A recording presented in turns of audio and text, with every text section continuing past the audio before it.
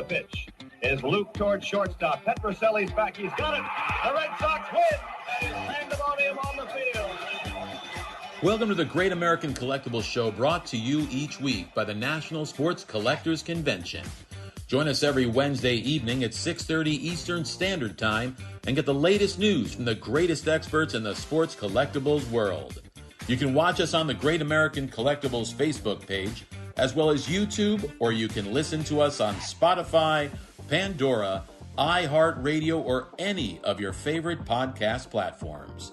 And now your hosts, award-winning sports collectibles author Tom Zappola and Red Sox Hall of Famer Rico Petroselli.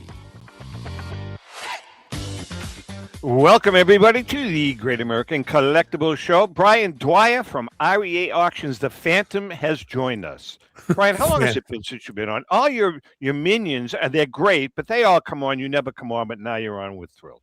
How you doing? Know, I heard Rico was going to be on this episode. So it was. Miss it. Hey, Rico, let's show up.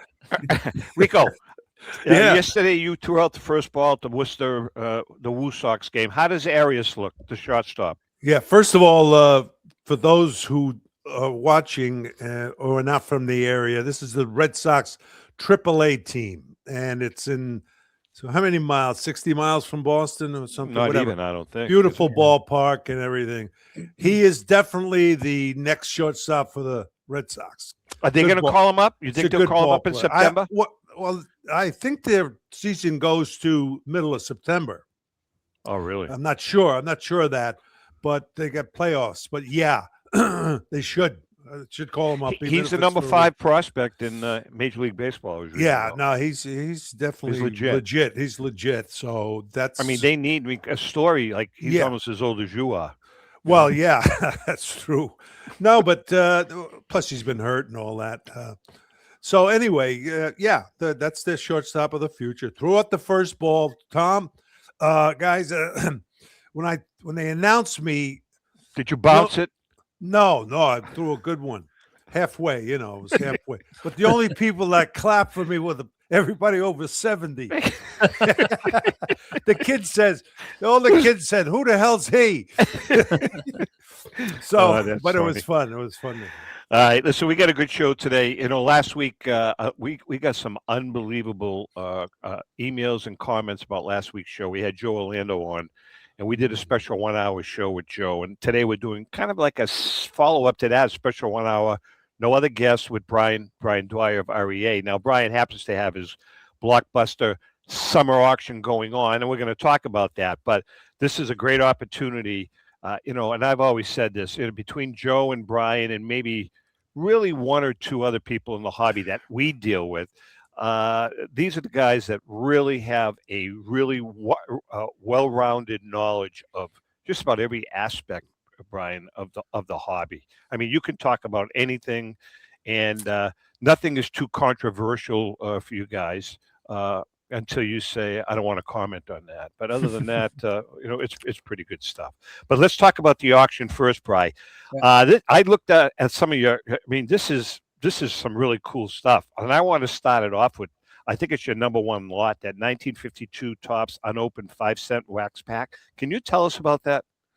Yeah, it's incredible. It's something that I would wager to say not a lot of people even know exists. It's a group of 8 5-cent wax packs from 1952 Topps. Jesus. They're wrapped pretty tightly in cellophane. They've been referred to as a brick, and they were found just over 30 years ago out on the West Coast. A couple dealers found about 100 packs. They opened dozens of them, and that's where the PSA 10 Andy Pafko came from, a bunch of other 9s and 10s in the early days of PSA. But they kept 3 of these 8-pack bricks sealed. And one collector bought all 3, kept them hidden in his own collection, sold one in 2019, sold one in 2023. The last one that sold went for over $850,000. This one that we've got up for sale is at over $730,000 right now with the buyer's premium. So a big ticket item and something that's very, very cool. So Rick, let's talk about that. If you had 5 unopened packs in front of you, wouldn't you be tempted to open the damn things up? Oh yeah, yeah, I would. There's no doubt about it.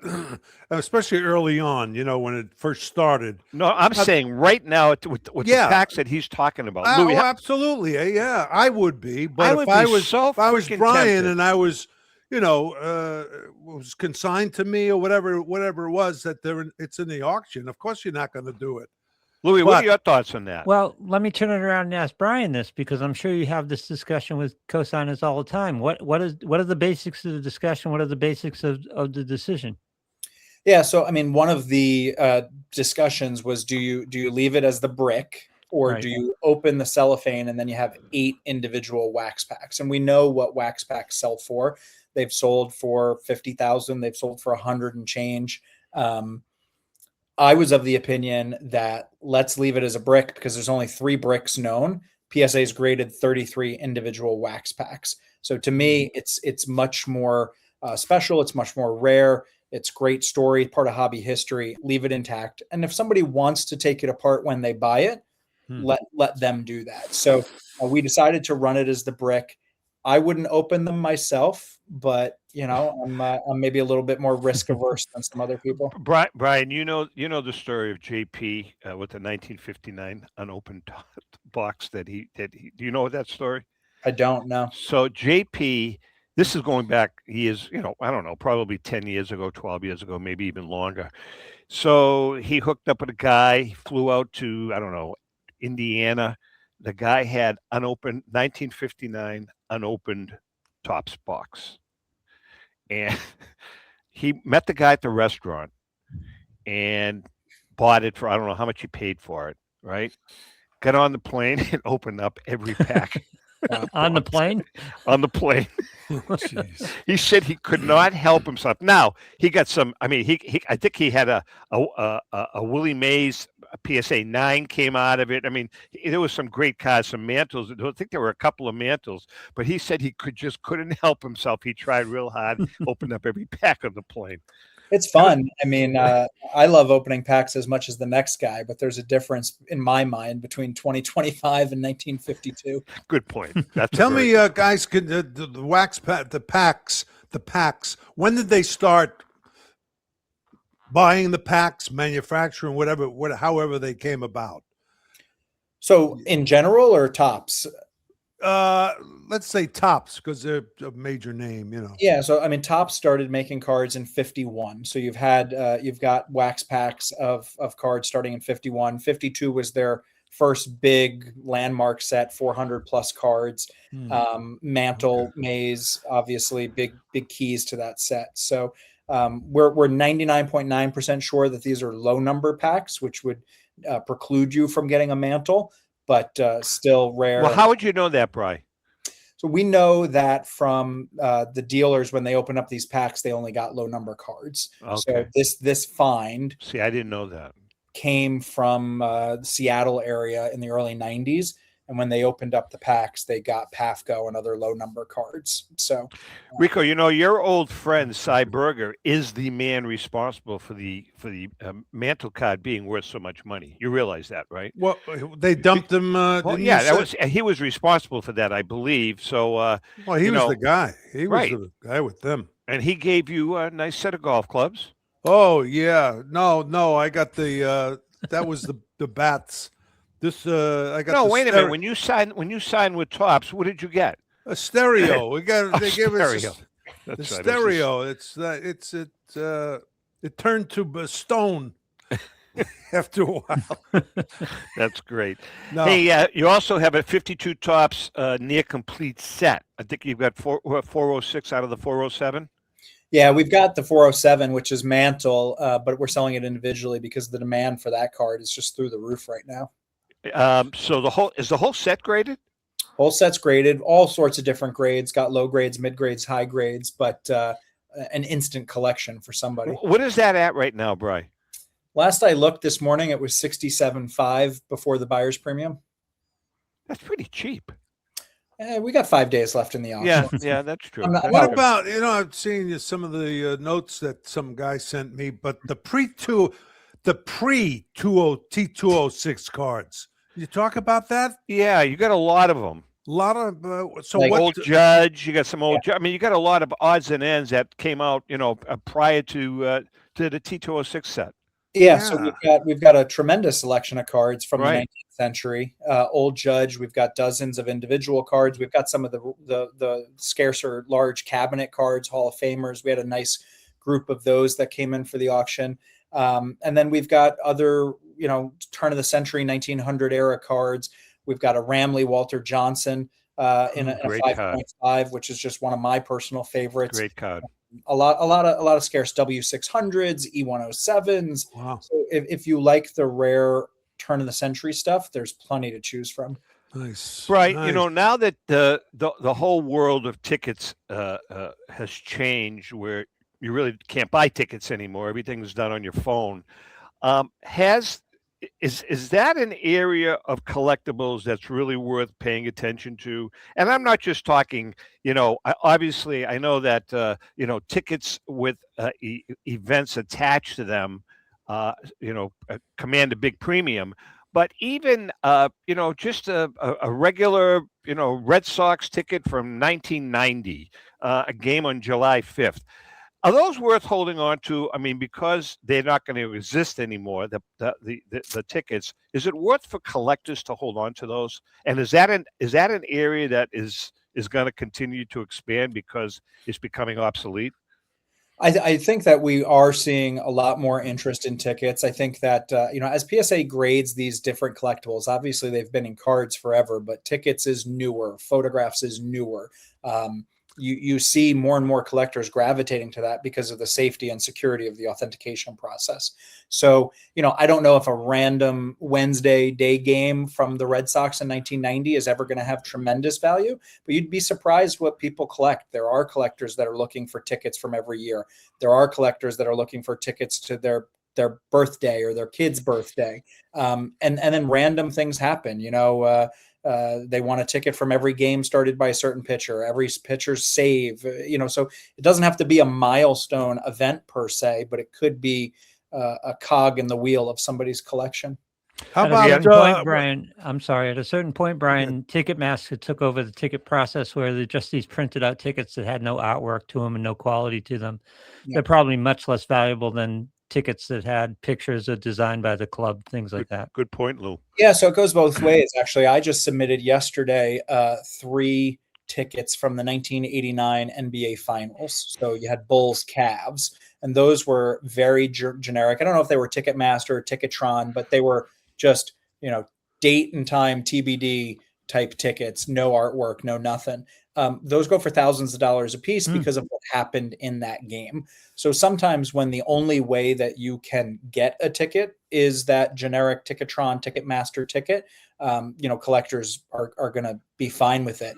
But you look at some of these Yankees tickets from the Jeter era, and they've got really ornate designs. They've got pictures of Jeter. They've got pictures of Ruth. They've got pictures of Gehrig on them.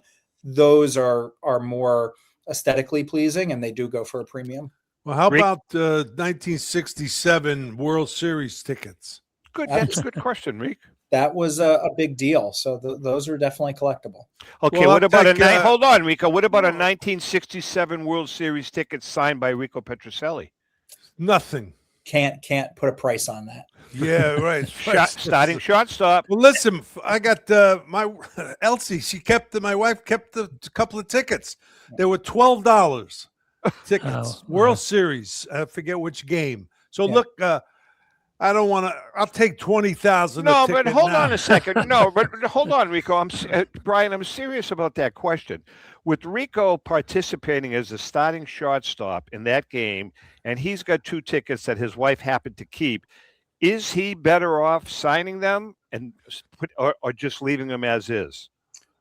Do one of each. I think that you're going to have some collectors that add value. Like they like the fact that it's signed by somebody that participated in the game that was important to the team. The Red Sox collector, yeah. Then there's others just that are pure ticket collectors that don't want autographs. Even if it was Michael Jordan, they wouldn't want the autograph. Gotcha.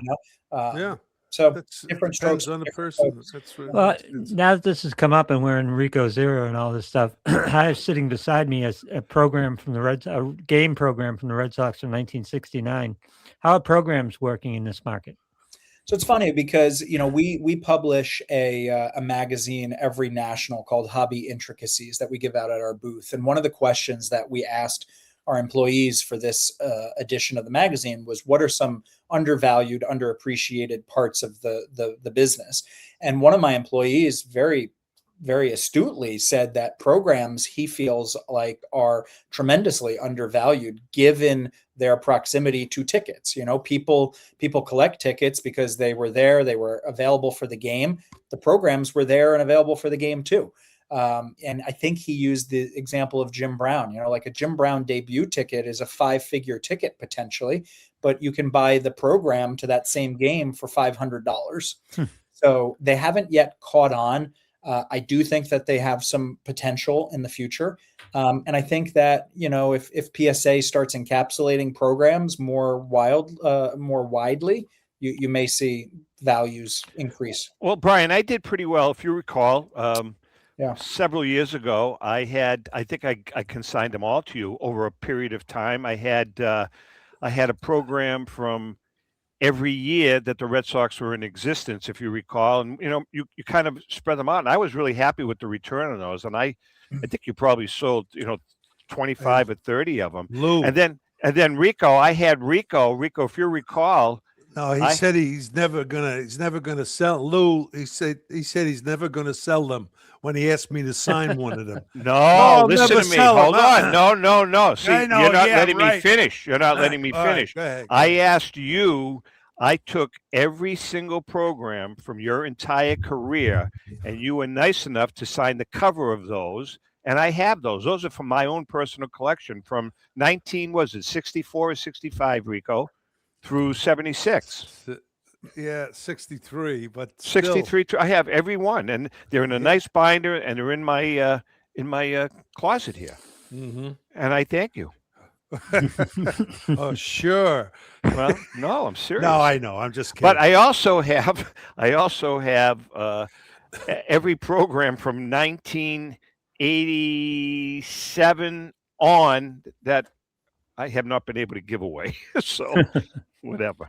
I mean, Anyways. Brian, most collectors, with the exception maybe of the wealthy vintage collectors that, they go for the real big stuff. Is it mostly what they like most? Let's say a kid goes to his father to the National or to a card show, and he's a Philly fan. He loves Harper or somebody.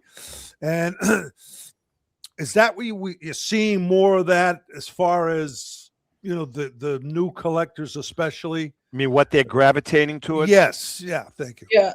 I don't think that there's one size fits all. I mean, I think that collecting obviously started mostly as what you like and you get as much of it as you can. We've seen as prices have increased that there are people that are doing this purely for investment.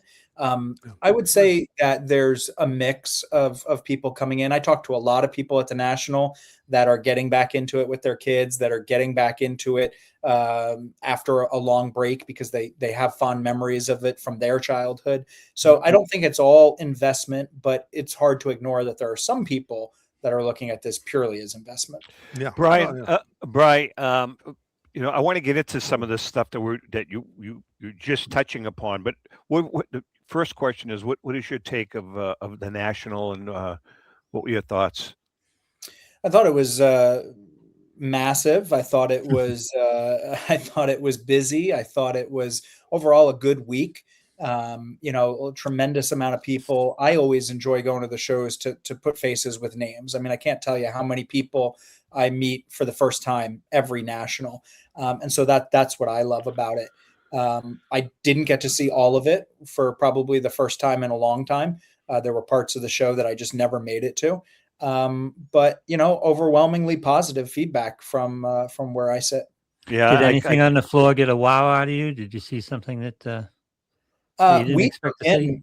We took in a consignment that was particularly impressive to me. It was a point of sale advertising display from 1961 Fleer basketball. So I had never seen one in person. Wow. Subsequent research had shown that, two of them had sold in the last 20 years. But this one is from so early on that the Wilt Chamberlain rookie's pictured, but they spelled Chamberlain's name wrong. And Wow. they changed pictures on some of the other cards, and they tweaked the logos. And it was just such a awesome piece of hobby history that it really wowed me. So we're going to have that coming up in our next auction. Hey, Brian, I want to ask you, we got onto it pretty heavily on stage, and you were part of the conversation, and you just kind of mentioned it in passing. With these young collectors looking at all of this, a lot of them look at this as an alternative asset class. They're doing a lot of speculation. I have mixed feelings about it. Well, I have mixed feelings about it. Some of it's good, some of it's bad. What are your thoughts on, card flipping? This whole thing of these a lot of people coming into the hobby for the investment purposes only. So I'm not inherently against it at all. I mean, I think that when you have people, the more people you can get involved, generally, the better.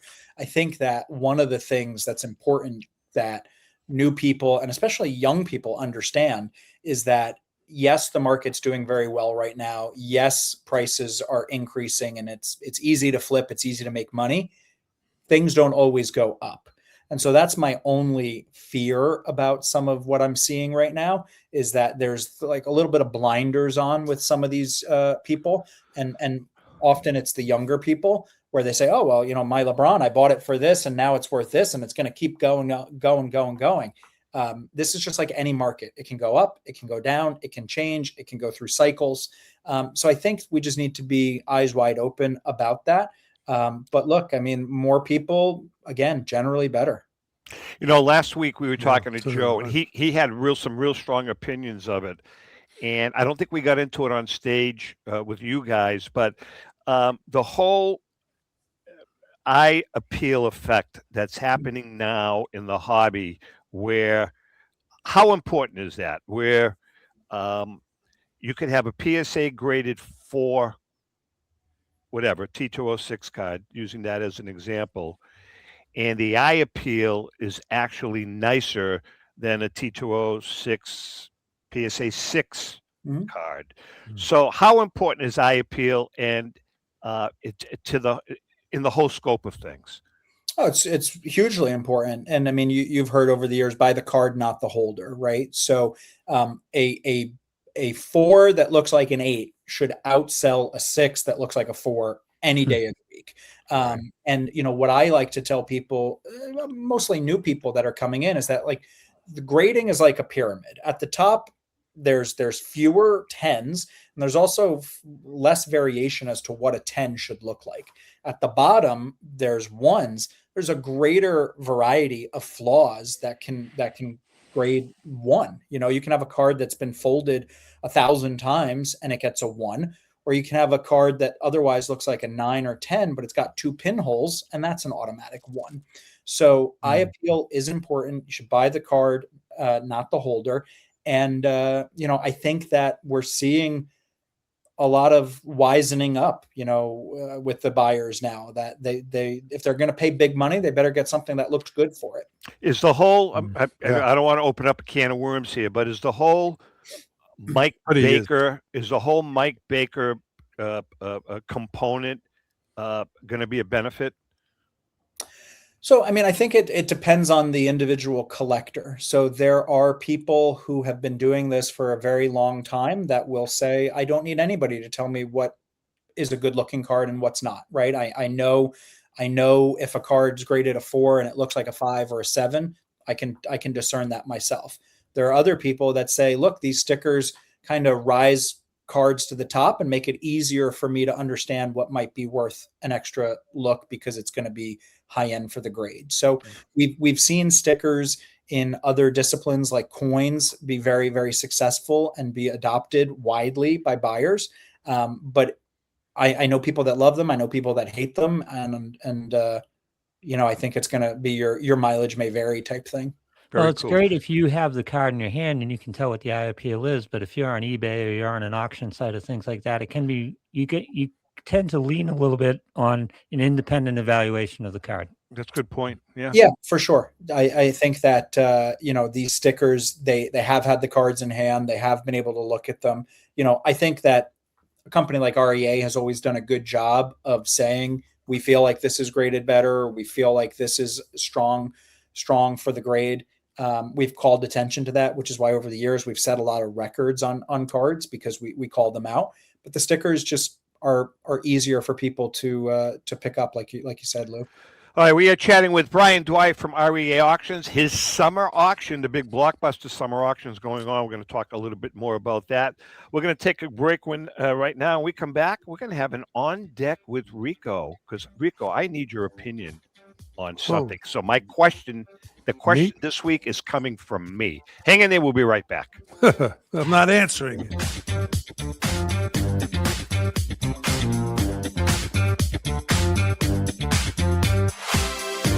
1996, Brian Drent and the staff at Denver's Mile High Card Company have led the charge in the collectibles hobby. Mile High is a full-service dealer specializing in buying and selling cards and offers a competitive consignment program for all collectors. Whether it be their computerized want list service, appraisals, or auction services, Mile High has it all. If you've been searching for a company with a selection of high-grade vintage 1888 to 1970 baseball cards and memorabilia that shares your passion, aim high, Mile High. Go to milehighcardco.com or call 303-840-2784 for more information. Let's go! Batter up! Hi, everyone. This is Rico Petrocelli. JustCollect.com, a leader in the vintage sports card industry, is giving free appraisals on your vintage cards. They'll evaluate your collection for free and let you know the value of it at no cost and no obligation. If you're ready to sell, JustCollect.com will offer you industry-leading prices to buy your card collection. To begin your free baseball card appraisal, visit JustCollect.com or call them at 732-828-2261. That's JustCollect.com for your free vintage card appraisals and top buy prices for your cards. Check out JustCollect.com today. Hi, this is Dan from Memory Lane Auctions, here to remind you that the renowned Memory Lane Collectibles Company has served as a beacon of light to the collecting community for the past several decades. Indeed, folks, it has been our utmost privilege and pleasure to provide the most enthusiastic collectors with an abundance of the finest sports cards and memorabilia for America's most coveted sports personalities via our world-class auctions. Whether you choose either a private sale transaction or the auction route, Memory Lane cordially invites you to reach out to us to maximize the value of your prized possessions. Also, it is not just sales that we pride ourselves on being the best of the rest, because if you are seeking a particular keepsake for your esteemed gathering, we will be relentless in our quest to find that special piece to fulfill your collecting dreams. So no time to wait. Reach out to us today for the purposes of capitalizing on our unparalleled marketing capabilities. Simply pick up the phone and dial 877-606-5263. That's 877-606-LANE, or find us on the World Wide Web at www.memorylaneinc.com. Now is the time for your valued consignment to ultimately become another one of Memory Lane's record-setting prices. This is Brian Drent, president of Mile High Card Company. Is your sports card and memorabilia collection properly insured? For easily replaced personal property, homeowners insurance is all most people need. But for prized possessions that you may have spent a lifetime collecting, it doesn't go nearly far enough. Collectibles Insurance Services has been insuring for over 50 years. They offer a full range of protection and a $0 deductible at an affordable rate with no appraisals required. I know because they insure my collection. If you have a minute, go to collectinsure.com and learn more about insuring your personal card or memorabilia collection. With record-breaking sales from everything from the white border T206 Honus Wagner for $3.12 million to some great items that support the Jackie Robinson Foundation. Golden Auctions has set the highest standards for the finest in sports cards, autographs, and game-used memorabilia. We're always accepting consignments of high-end premium sports treasures or entire collections. Please register for our next auction and bid now at goldenauctions.com. That's golden with an I. We at Golden Auctions are committed to providing unsurpassed customer service for the discriminating collector. That's exactly why we're the leader in the industry. Visit goldenauctions.com or call 856-767-8550. Remember, Golden Auctions. We don't just break records, we shatter them. How would you like to own the bat that was used by your favorite player when he hit that towering home run or game-winning base hit? Now look no further than JT Sports, specializing in the sale and authentication of professional game-used bats.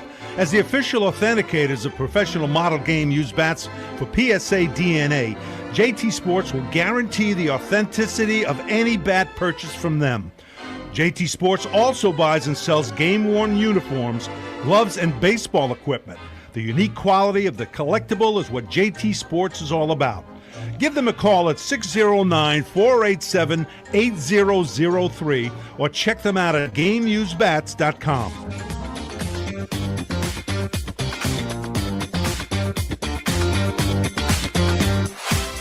Okay, we are back, and it is time for our segment On Deck with Rico, brought to us by Brian Dwyer, who happens to be our guest host today, and the great staff at REA Auctions.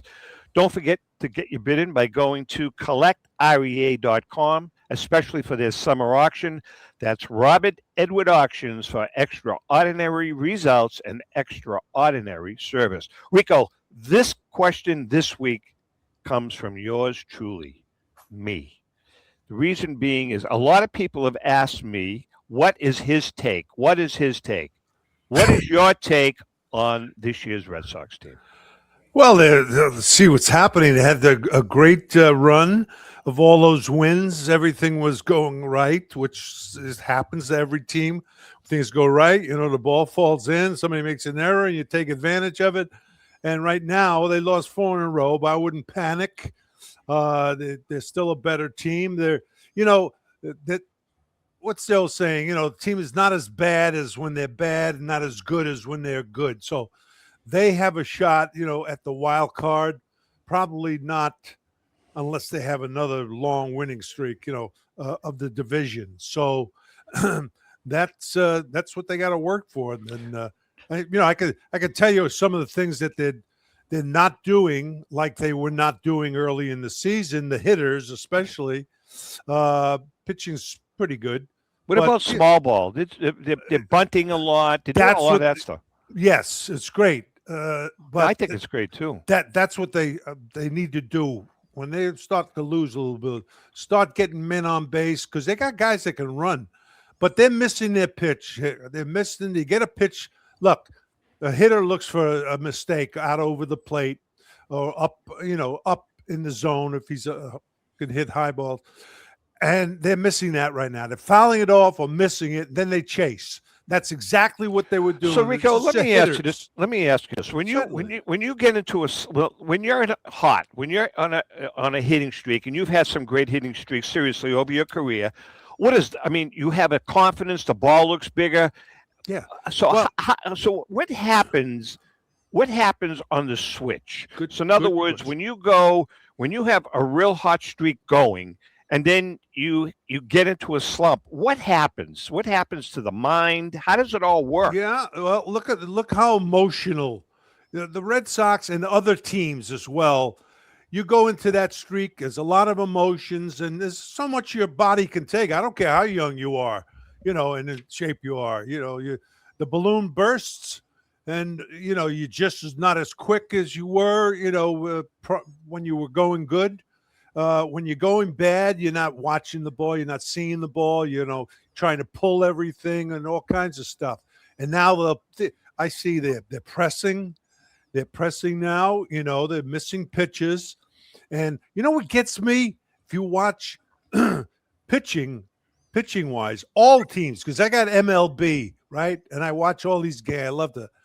And a pitcher who throws high 90s, they'll throw 2 fastballs by a guy. This includes the Red Sox pitchers.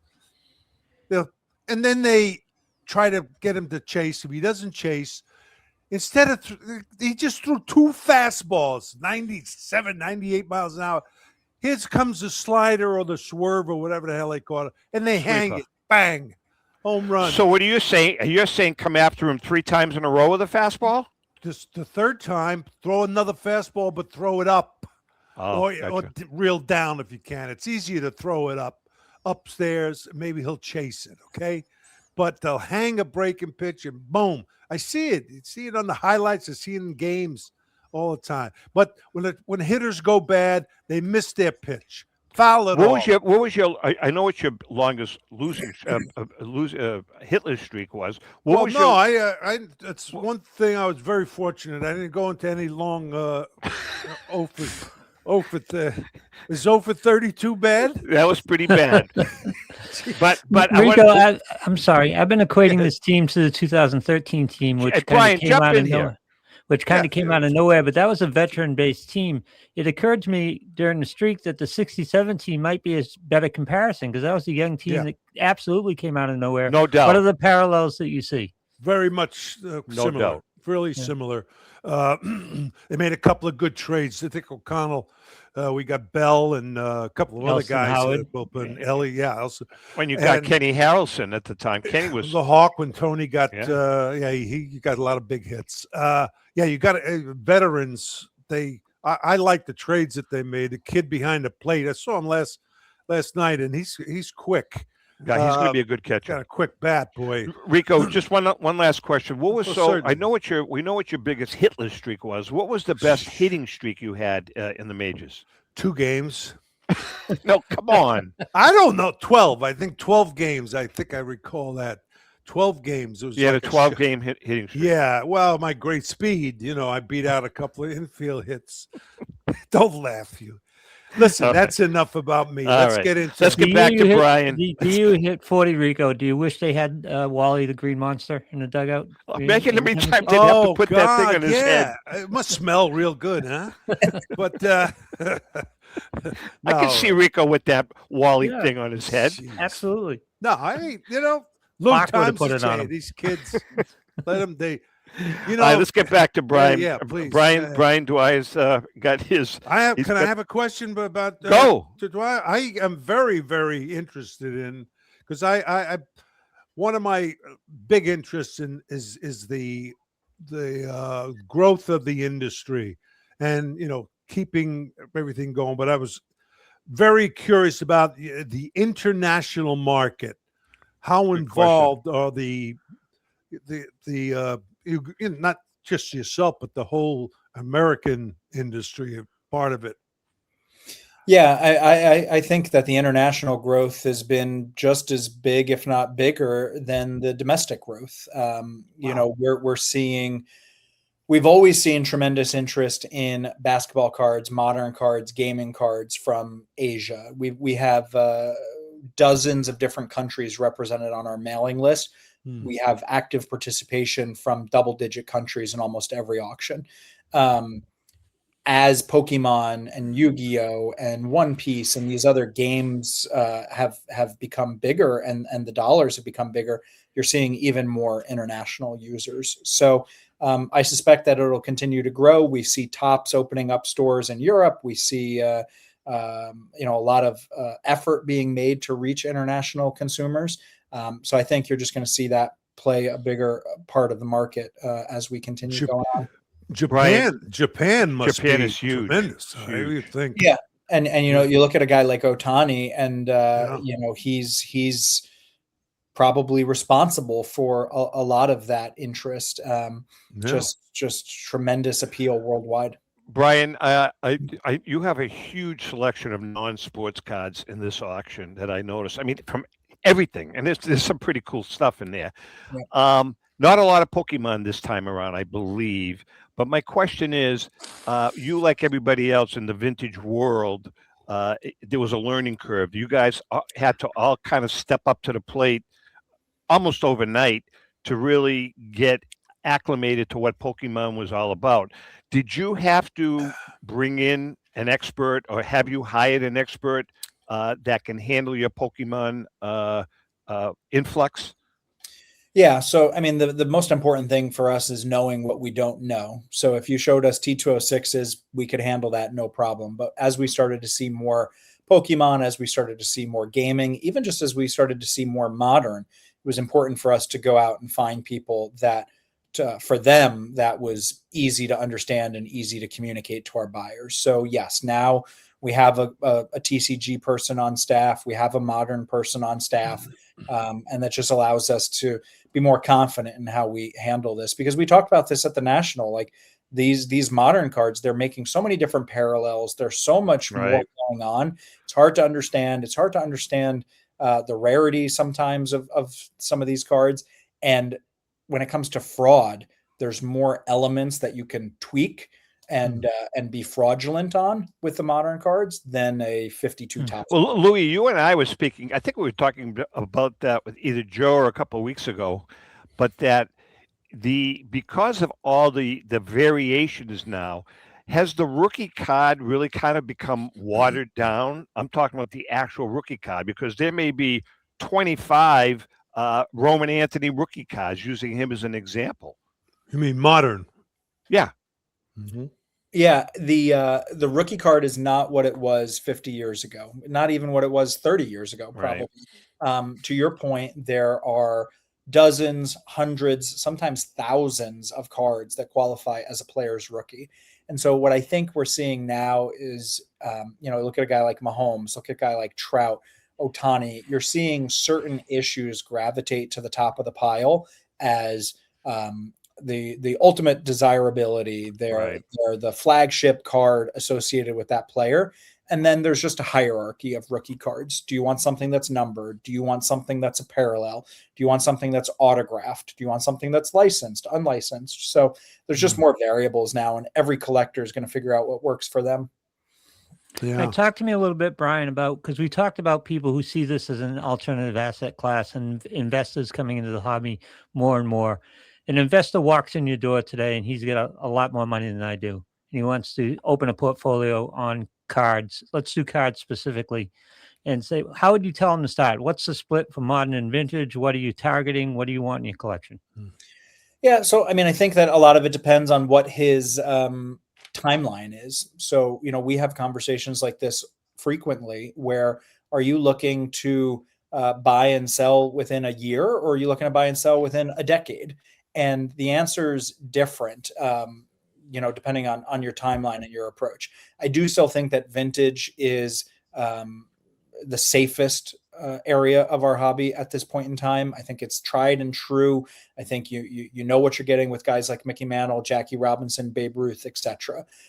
It's hard to ignore how widely collected modern is. So I think that it has a place in a portfolio. We have to be wise about it. And I'm not too big on speculating. You see these cards that go for big dollars, and the players are largely unproven. What if they don't pan out? What if they get hurt?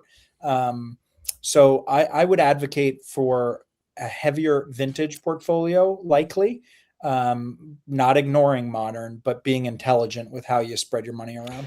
Brian, do you ever get input from your clients about their portfolio? I mean, do they actually, I know, like I've done it, I mean, create your own vintage card or memorabilia portfolio, but do they ever consult with their actual their financial guy, whoever their financial advocate is, or instructor, or whoever?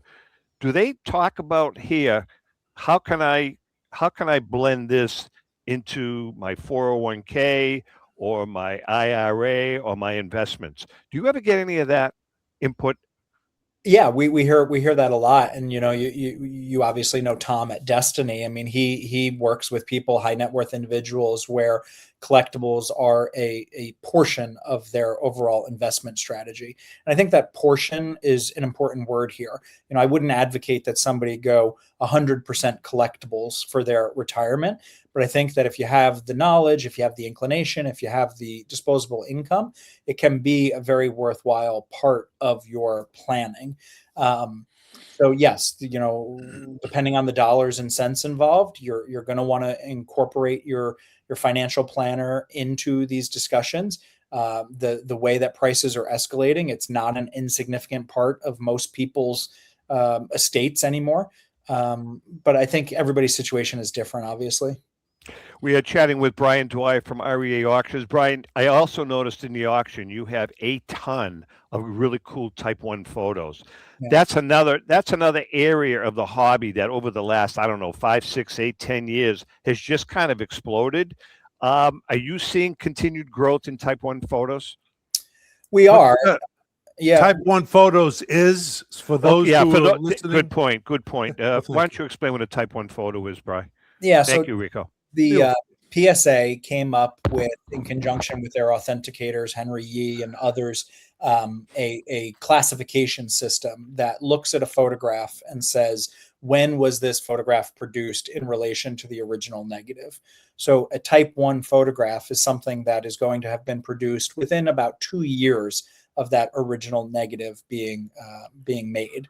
So Type 1s are the most desirable. They're the oldest. They're the most period of a photograph. And I still think we're very early on in that whole collecting discipline. I think that what we're seeing is that the best of the best continues to rise to the top. You're seeing primo Ruth images, Robinson images, significant milestone images used for cards. Those are rewriting the record books.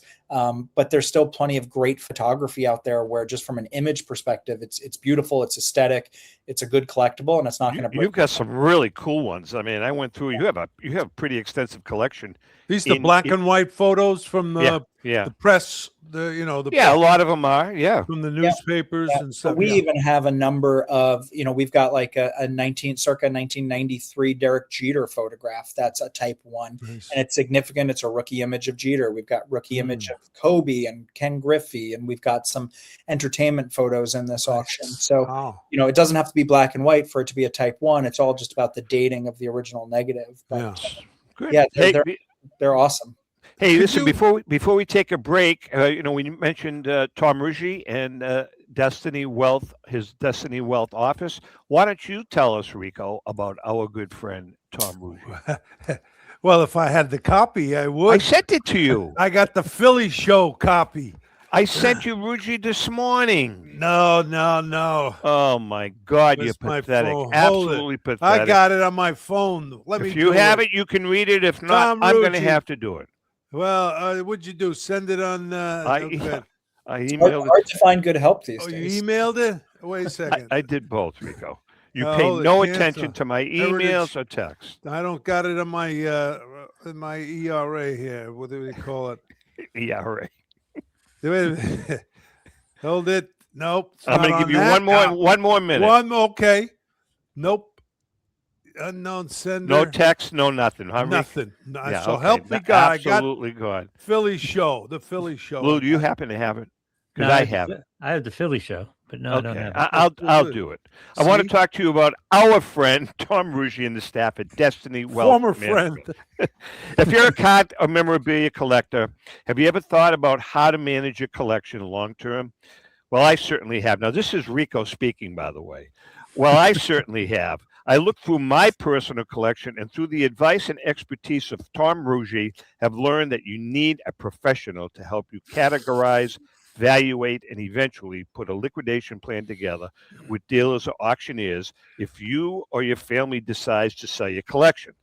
Most importantly, you need to be aware of the tax ramifications when you liquidate. Now, this is Rico talking.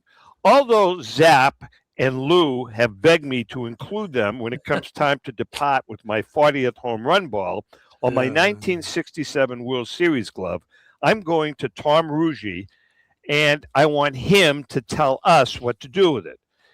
And don't forget, Rushi Wealth Management will also handle all of your investment needs. That's Rushi Wealth Management, the go-to company to manage your collectible decisions. Rico, I just bailed your ass You out. did it. That's all Nice I'm saying. job. Listen, I bailed your ass out. All right, listen, we're going to take a quick break. We have another segment with Brian, talk a little more about the auction. We do have a new book coming out I want to chat about. And yeah, then but just I want other to stuff. ask Brian about how he started and something about the company I would like to know about because it's a great company. Can you wait till we come back? Yeah, we got of course. a teaser. Hang in there. We'll be right back.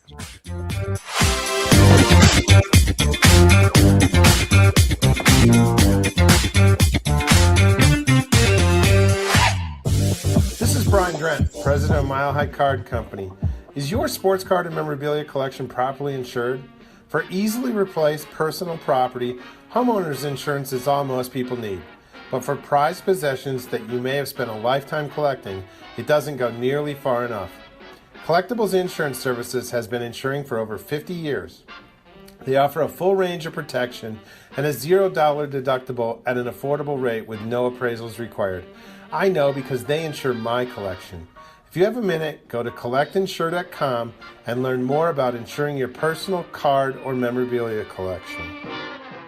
Pristine Auction is a family-owned and operated online auction specializing in autographed memorabilia, sports cards, coins, art, and collectibles. Since their founding in 2010, they've grown to 2 facilities in Phoenix, Arizona, totaling over 60,000 square feet. Jared Cavalier and an incredible staff of over 150 team members serve a very large customer base and enjoy every minute of it. By working with leading authentication companies, Pristine ensures all items are 100% authentic. In addition, third-party authenticators regularly travel to Pristine Auction to provide authentication services on site. Pristine Auction strives to operate its business in a way that's honoring to God, their families, and their customers. With a strong focus on speed, quality, and premier customer service, their mission is to be the leading online auction for every level of collector and fan. Pristine also works for Hope Sports and Identity Hoops International, traveling to Mexico to build houses for the less fortunate.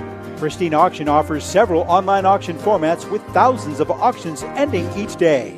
For more information, go to pristineauction.com. That's Pristine Auction, the best in the business. If you're a discerning collector interested in owning the most important pieces in the hobby, look no further than Leland's Auctions. The original sports auction and appraisal house, Leland's was established in 1985 by legendary Pioneer founder Joshua Leland Evans. And today, President Mike Hefner carries on their tradition. From the Tom Brady card and memorabilia collection to the famed Boston Garden auction to high-end card auctions from every major sport, Leland's has always maintained the highest standards. Go to Lelands.com and get your bid in. That's Leland's, the hobby's leading sports auction house for 4 decades. It's often been said that championships are won on the practice field, and world records come only to those willing to work harder than everybody else. Heritage Auctions is the world's largest collectibles auctioneer because we believe that becoming the best is only an invitation to the challenge of remaining the best. This requires the skills of the hobby's top experts, capable of identifying and maximizing value for our consigners. It requires the most visited website in the industry, courting a global audience of collectors over 1.5 million strong. It requires a dedicated press department that expands our global reach far beyond the entrenched hobby marketplace. It's hard work, but a simple premise. Present the finest collectibles to the largest population of potential buyers, and world records will come. We invite all listeners to put the unmatched power of Heritage Auctions to work for you. Auction evaluations are always free, and our commission-based fee structure ensures that our interests are always aligned. The highest possible price for your collectibles. There will always be new world records to chase, so let's chase them together.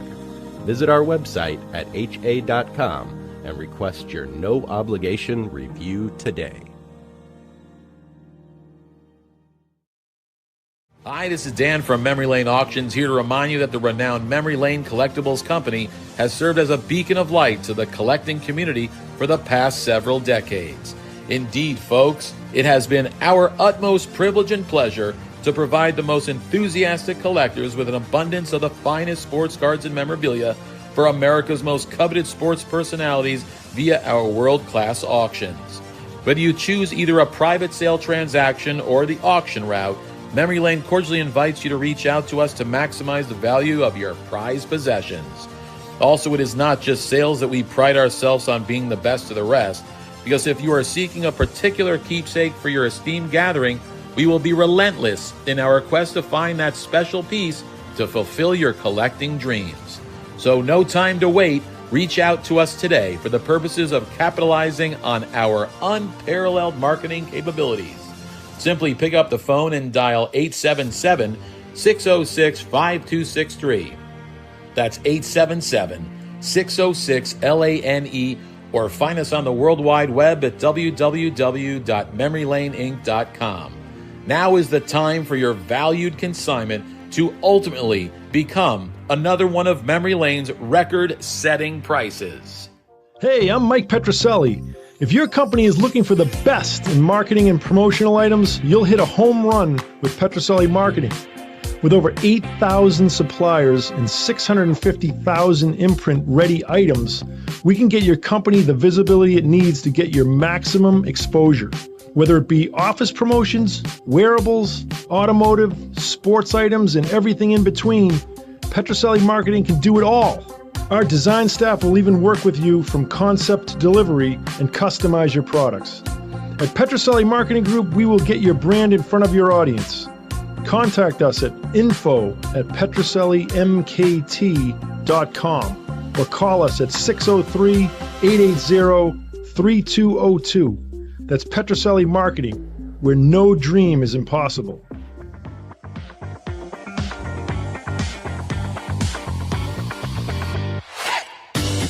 Okay, we are back with Brian Dwyer from REA Auctions. I want to take a minute to tell you about our series of award-winning sports collectibles books. Over the years, Ellen and myself, along with hobby legend Joe Orlando, sports columnist, you guys all remember John Mallory, and our own Lou Blasi, XM Fantasy Sports baseball host. We've been fortunate to win approximately 12 major awards with the books that we've written. Great books. Yeah, we're especially proud of these books because they're kind of filled with amazing stories about, sports cards and sports memorabilia. So if you'd like to add one or even the entire collection to your library, you can go visit tomzappalamedia.com. And right now, I think a couple of them, they mix them up. A couple of them are on sale. I really think you're going to love them. Several of the books are on sale, so it's a great time to pick one up. Again, that's tomzappalamedia.com. And we are in the process of working on our final book of this series. Guys like Brian have been tremendously helpful in putting the information together. Legendary finds and sports collecting treasures. It's kind of a compilation of all the great finds that we read about in the newspapers and on the news, and then some of the great finds that have come through some of the auction houses. So it's going to be a good fun project, and we're working on it. Right now, Ellen is working vigorously with the design people at the publishing company.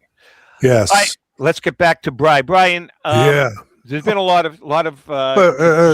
Wait a minute. About the question. Go ahead. I'm sorry. See what I mean, Lou? No respect. I'm Me sorry. and Rodney Dangerfield. I forgot. Go ahead. So I'll give you the quick hit. That's So all right. I started collecting as a kid, just like most people. Bought some cards as a kid, became enamored with them. Discovered vintage when I was 12, when my buddy's dad gave me his childhood cards to sort and sell on eBay for him. Loved it. Continued to collect vintage. Went to college, had some extra time, started selling cards to have walking around money. Graduated at a time where there weren't a lot of jobs in my major, and said, let me see if I can work with baseball cards. So I got a job working for SGC, the grading company. really missed the buying and selling. Started my own auction company, which was Sterling Sports Auctions, which advertises for the show. By the way, our friend Lee, Lee Behrens bought Sterling from Brian. Yep. So that was my company. I sold it to Lee. Then I went to work for REA. And then the founder decided that he wanted to retire. And so then I bought REA 10 and a half years ago now. So wow. Great. Well, how many have employees you have? Where are you located? We're in New Jersey. We have REA has about 21 employees. And then we also bought Huggins and Scott a couple years ago. And they're located in Maryland, and they have 8 employees. Nice. I tell you, Brian, That's you great. really have done well. Terrific. You've done a great job, and you're an asset, big asset to the hobby.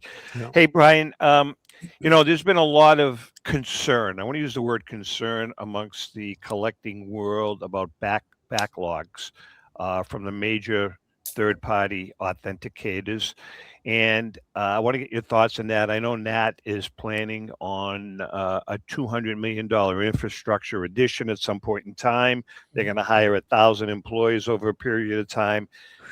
What are your thoughts on that? Is it a temporary thing? You think it's going to the bottleneck is going to open up again? Or what are your thoughts on that? Yeah, so I mean, it's a big issue, and I mean, to their credit, I don't think that PSA is taking it lightly, and I don't think that any of the companies that have shut down are taking it lightly. But it is a big issue. It affects collectors, it affects dealers, it affects us as auction houses. Grading equals liquidity in a lot of instances, and if it takes us longer or costs us more, then that impacts the liquidity. I think $200 million will go a long way towards solving some of these issues, hopefully. I don't think that they'll be shut down forever, but I do think that they'll make controlled reopenings. I do think that the prices will increase. And I do think that, I just alluded to the fact that I worked at a grading company when I came out of college. Now, that was 18 years ago. The hobby was a very different place 18 years ago than it is today. But even then, people were grading cards that had no business being graded. They were under this false illusion that a graded card was automatically a more valuable card.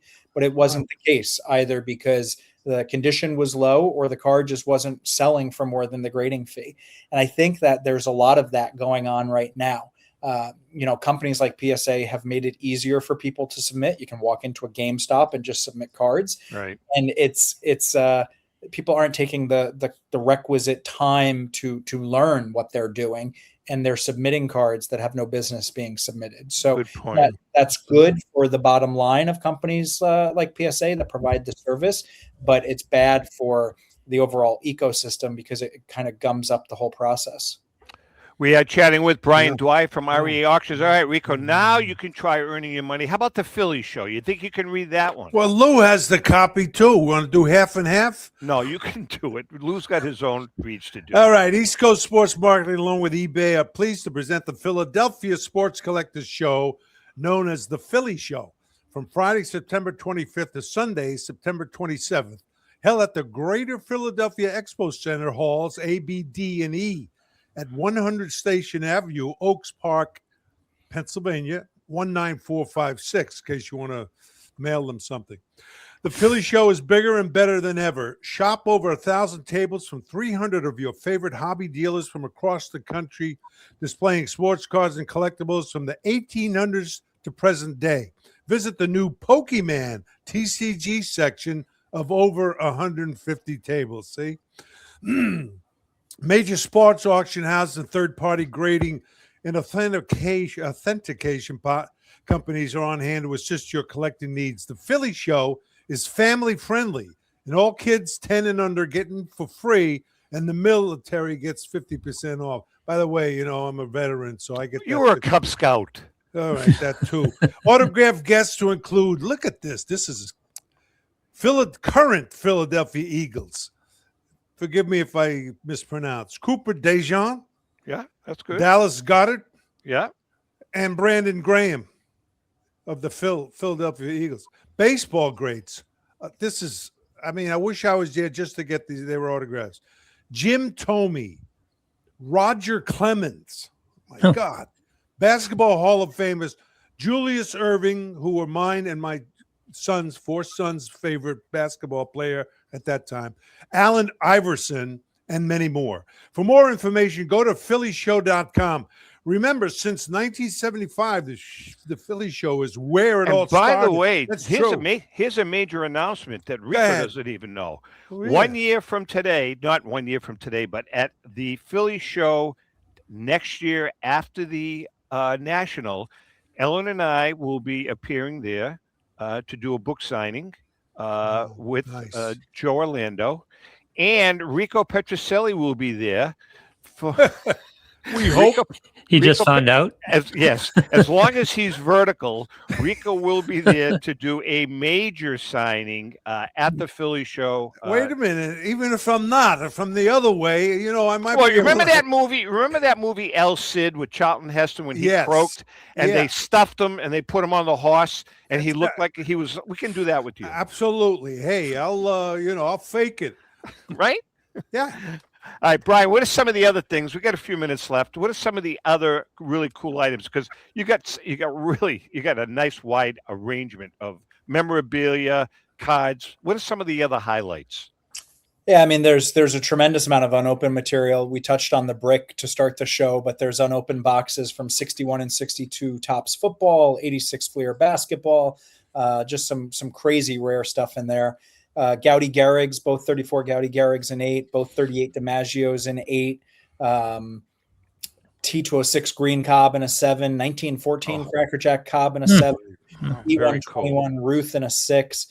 Just an incredible selection of stuff. So, we like to focus on the big dollar stuff when I come on and do the show, but there's truthfully something for everybody. There's items at $100. You know what I do? The first thing I do at all of your auctions, I go to the lowest price first.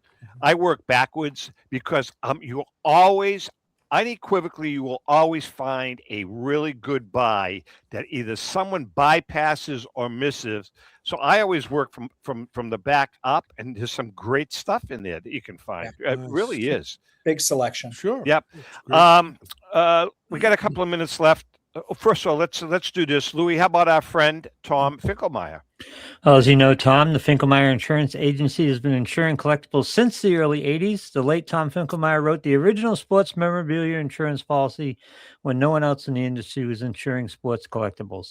A lifelong collector of sports cards, Tom Sr. instilled the love of collecting in Tom Jr., who's the current president of the Finkelmeyer Insurance Agency. Tom Finkelmeyer Jr., with 3 decades of insurance experience, has paired that expertise with 50 years of collecting, and with a litany of professional designations, including counseling and risk management, Tom covers every aspect of your collectibles insurance needs. Unlike some companies that just sell collectibles insurance directly to the consumer online, Finkelmeyer Insurance Agency is the only independent retail agent who specializes in sports memorabilia and collectibles nationwide.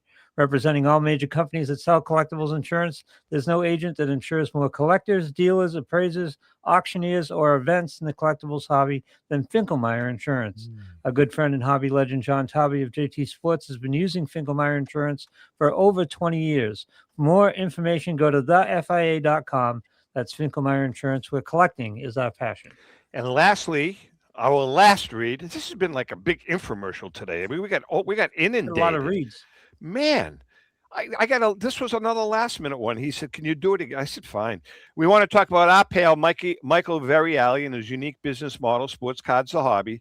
Michael takes pride in educating collectors about the ins and outs of the hobby and will advise you on making sound decisions based on your collecting needs. You can follow them on Instagram at Sports Cards the Hobby or on Facebook. And while you're there, check out their super rare collection of unique Ken Griffey Jr. signed rookie cards and others. To learn the value of your collection and event schedule, visit sportscardsthehobby.com or call or text 631-339-0900, 631-339-0900. Educating, buying, selling, and trading is Sports Card the Hobby. Brian, let's talk about the white elephant in the big room. It's called theft. At the National, there was a couple of things that happened. There was one very disturbing video, I'm sure you saw it this past week, of a couple of individuals that lifted a card. Very disturbing. Do you think the whole thing of theft, forgery, you think it's being policed better? Well, theft at shows and forgery, two very different Things, right? Different things. So I'll talk about the shows. I mean, I think that a lot of the shows that happen will say that there's theft that goes on there, and they're doing as much as they can. I know that the National has undercover security. I know I thought they did a great job, to be honest with you. There was so much security there, but a lot of this theft is just crime of opportunity. The dealers are distracted, the showcases are left unlocked. So I think that, not to victim shame or blame at all, but there's some very basic things that you can do. Make sure that your showcases are locked. Make sure that you're properly staffed to watch them. You saw our booth. We had 24/7 armed security at our booth. Multiple uniformed police officers throughout the entirety of the show. Right. Now that came at a big expense, and I'm not saying that's going to be the answer for everybody, but I think that the show promoters have been doing a good job. It's easy to buy cameras now for your table and your setup. So, I think that there's just some steps that you can take to deter theft. Fraud's a whole different topic. I can touch on it if you want, or we can. I do. No, I'd like you to, because it's a problem. Yeah, so it's a problem. It's always been a problem, right? As long as there's been money involved in anything, there's been incentive for people to try and fake it or take shortcuts. So I think that technology giveth and technology taketh. So we're learning a lot more because of how omnipresent technology is now, but you're also seeing the fraudsters get better. So I think that you just have to take the time to learn. We talked about it earlier. There's a lot of new people coming in. Don't take that shortcut and deal with trustworthy people, buy trustworthy grading companies, put your money behind and with people that have taken the time to make sure that you're only getting and they're only selling properly vetted material. And if it's too good of a deal, it probably is too good to be true. But the fraudsters, they're heavily incentivized to stay ahead of the good guys. And I don't think that's going to go anywhere, but we're just going to all do the best we can. Sad, huh? People well said. Want to steal and hurt others. But like you said, it's been going on forever. For a long time. Louis, any final thoughts? No, that fraud thing is interesting because there's so much money involved, right? It's just like the temptation is too much, and the technology is getting to the point where people can get advanced really quickly. And it's just, sometimes I don't know if you feel bad for people or you just, Brian, is it okay? You think it's okay to mention that video that has, propped up all over the place with the theft that took place? Yeah, I mean, it's been everywhere. I mean, I don't know if you saw, but they made an arrest in that. Yeah, I mean, there was a guy, Rico and Lou, a grandfather with his 12-year-old grandson. No kidding. Stealing a $2,500 card. Was it? I think it was $12,000. $12,000 card. My goodness. Literally, the cameras are on them, lifting the card, looking at it, and the two of them walking away. And they arrested I know they made an arrest a couple of days ago. They arrested the grandfather, and I don't know what's going to happen. But, it's just, I find that disheartening. I really do. And, I guess. Sad. It's sad that people have to do that. I mean. Yeah. All right, Brian, listen, it was great. As always, man, we love having you on the show. You have been a tremendous asset, not only to our show, to the industry. You've been with us now, man, for the whole time. We're going into our 12th year, and you've been with us since day one. You and a handful of other guys, and we really, really appreciate it. But yes, you brought a lot to the hobby, and you're a compliment to the hobby. So I tip my hat. Wonderful. Thank you, by the way. No, always good catching up with you guys. When's the auction end? Sunday, August 16th. You have to have your bids in by 9 p.m. Eastern. And after that, you've got, when's your next one, fall? Yeah, so we have a big catalog coming up in November. We have monthly auctions at collectrea.com in September and October. And then one quick question about your marketplace. I don't know what you call it. Is it called your marketplace? Yep. Tell me about that, because I'm finding that very intriguing. So you can buy something on the spot. Is this stuff that you're getting from consignments that people saying don't auction it off, but boom, sell it, this is what I want for it? Yeah, it's all consigned. It's just consigned at a fixed price. So our marketplace is always on. You give us an item, you set your price, we put it up on our website, we advertise it. We can allow buyers to make you offers. You can accept, you can counter, you can reject. But it's been a great addition. It's going on 18 months old now. We've sold almost $10 million worth of stuff in that model. And it's all high end stuff, though, right? Is there $100 and up? So really? We've sold today a $22,000 item, and we've sold a $163 item. So wow. You just never know. Yeah, very cool. That's great. All right. Well, listen. Yes. Thanks for coming on board, Louis. Great job, Rico. You had your A game today, which we're very pleased to see. A game. What's that? And with that being said, Brian, Bob, great job. Really, always. I learned a lot. With that being said, Rico, Lou, by the way, job. is working on bringing in one of his former teammates over the next couple of weeks. So, But we'll he see what died. happens. He died. with that being said, happy collecting. Happy collecting.